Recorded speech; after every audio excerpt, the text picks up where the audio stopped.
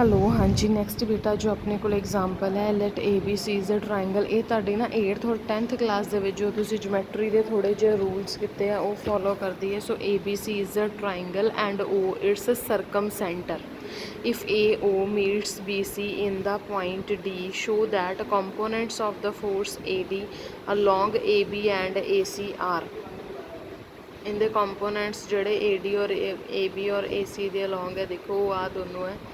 देखो since the angle formed at the centre of a circle is twice the angle of the circumference ਇਹ ਤੁਸੀਂ ਸਾਰਿਆਂ ਨੇ ਹੀ rule ਆਪਾਂ ਕੀਤਾ ਹੋਇਆ ਕਿ ਜੋ ਵੀ ਐਂਗਲ ਜਿਵੇਂ ਸਪੋਜ਼ ਕਰੋ ਅਗਰ ਇੱਥੇ ਐਂਗਲ C ਬੰਦਾ ਪਿਆ ਤਾਂ ਜਿਹੜਾ ਸਰਕਮ ਸੈਂਟਰ ਤੇ ਐਂਗਲ ਬੰਦਾ ਪਿਆ that will be the double of the angle made on the circle.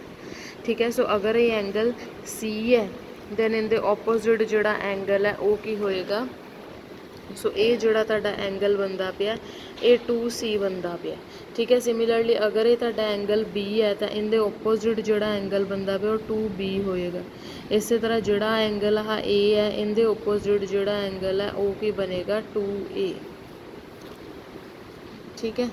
सो उनके लिए देखो now angle AOB is equal to 2C। ठीक है। AOB ये किंदे इक्वल है 2C दे इक्वल है। OA और OB देखो रेडियस हमेशा ही इक्वल होंगी है सर्कल की प्रॉपर्टी है।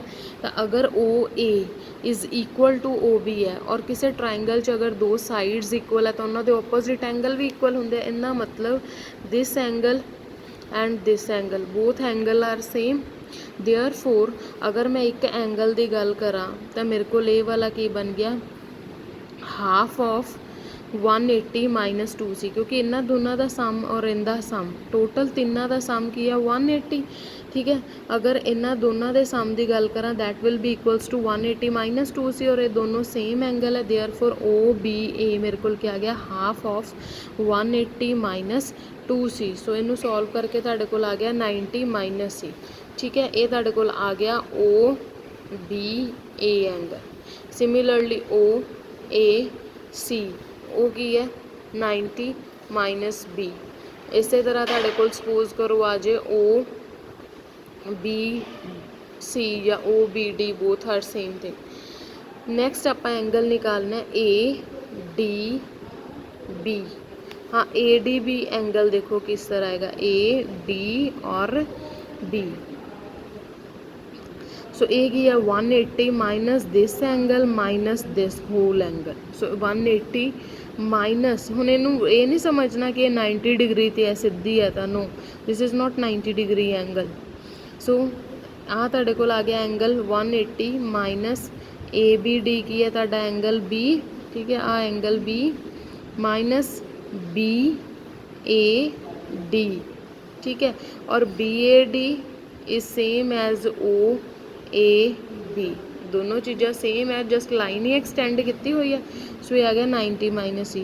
सो सॉल्व करके मेरे को आ गया 90 माइनस B माइनस C। हुण मैं ABD के साइन फॉर्मूला अप्लाई कर सकती हाँ AD upon sine of the angle sine of B divided by sine of. ठीक है। AD की एवरी इन असी फॉर्मूला की लगा रहे हैं बाय साइन फॉर्मूला की है each line is proportional to the sine of the angle made opposite to it. तो AD के ऑपोजिट केड़ा एंगल बनता पिया B। So AD is proportional to sine B और AB is proportional to this angle ADB angle.